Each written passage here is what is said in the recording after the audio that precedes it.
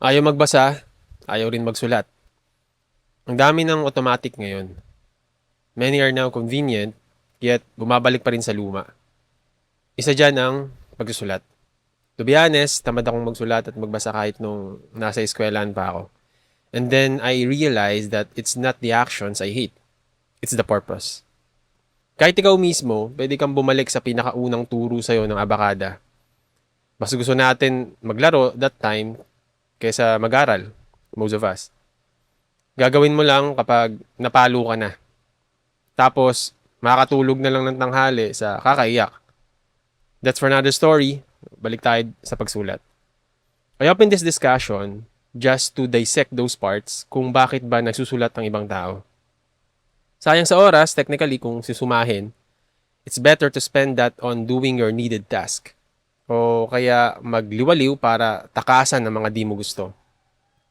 Until I tried it, unconsciously, out of pressure. The earliest thing I can remember when writing first changed something in me. Ito yung estudyante pa ako, high school days, we have a project. Gumawa raw kami ng isang short film, kumpara ngayon na sobrang dali na. Basta may maayos na camera ang phone mo, pwede nang mag-shoot, plus kahit anong video editing app sa phone. That time, may pera ka talaga dapat pambili ng camera at trip mo talagang mag-edit ng video para maging maayos ang resulta ng gawa. Mukha akong matandang napaglipasan ng panahon dito. Don't get me wrong. This was just around 10 years ago. Mabilisan talaga ang advancement ng technology. Kasagsagan din nun na ini-aim kong maging maayos sa pag-aaral. Kaya dami kong extracurricular activities. Lahat kasi pwede mong salihan. Today, balita ko, need na daw talaga focus lang sa isang kategory sa studies. In short, I wrote the story of our project.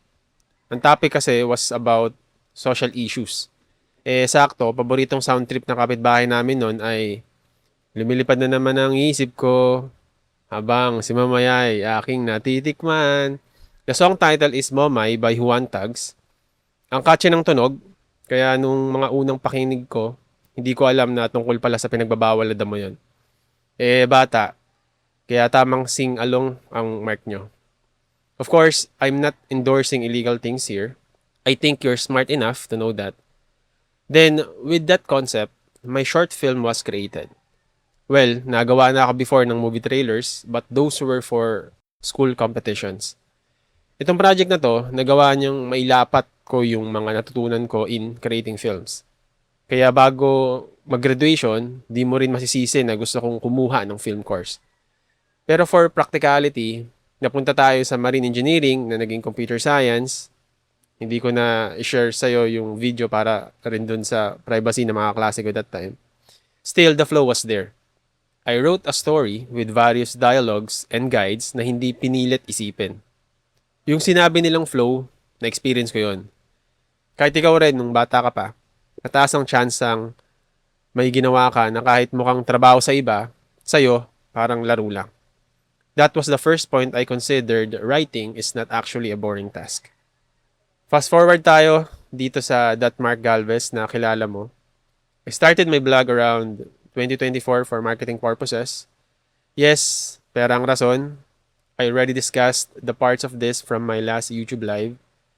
Nag-isip kasi ako ng way talaga para ma-attract yung mga potential buyers sa paraan na hindi ko kakainisan. I have a level of respect doon sa mga taong sinasabi nilang hustler or hardcore salesperson. Face-to-face, cold calling, direct interaction, you can name a few.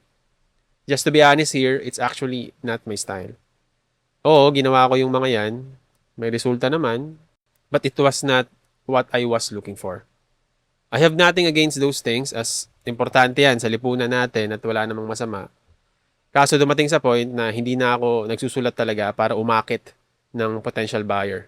It became a writing just for the sake of writing. Ang naging motivation ko na sa pagsulat ay para iwagwag yung mga tumatakbo sa isip ko palabas ng utak. You can say it was like a mental therapy, as it really is for me. Hindi naman talaga ako nagsusulat ng tinatawag nilang journal, pero napasulat ako. Kapag may problema bumabagabag sa ulo ko, pagsulat yung nagiging gamot. It clearly clears my mind. Not only in stress, but also in realizing things na pinabaliwala ko lang before. Reading books I'm interested in fuels this habit. Mahirap magkaroon ng maraming alam kung hindi mo i-apply o ilalagay sa kung saan man, tulad ng pagsulat. It forces you to think things more thoroughly. The best byproduct, pagiging kalmado. Both mentally and physically. Okay, saglit lang. Hindi kita pipilitin na magsulat tulad ko. I'm just giving you a possible way for you to clear your mind. Why? Sa panahon natin ngayon na maraming gustong umagaw ng atensyon mo, madali nang madistract. Pansin mo na rin siguro yung sinasabi nilang short retention span ng tao. Gusto mabilis, ngayon na dapat, get to the point, let's finish this. Kaya nakakabilib ka rin kung nagawa mong umabot sa point na to ng pagbabasa o pakinig sa sinasabi ko. Either my writing is good or you're actually interested in the topic. This piece is just me explaining why I prefer to focus more on writing right now than on the previous YouTube lives. Mas gusto ko ngayong palalimin ang ideyang nabibigay ko dito. I'm trying to build here a catalog of ideas na may bigat talaga. It takes time, and my time is limited right now because of the nature of my work and other life activities I'm trying to maintain.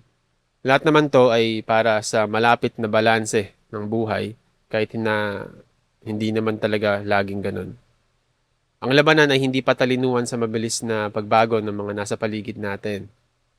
Labanan talaga to ng linaw ng isip sa mga pipiliin mong desisyon moving forward. Yan kasi ang magdidikta kung magiging maayos ang buhay o hindi. Don't be serious about this. Maybe, sometimes. Kung nagiging masyadong komplikado ang daloy, may option ka. Feel free to write it out. Ako, yan ang maasahan mo dito sa notes series natin. Our minds are best for creative thought, so don't clutter them with trivial things. Pwede mong isulat.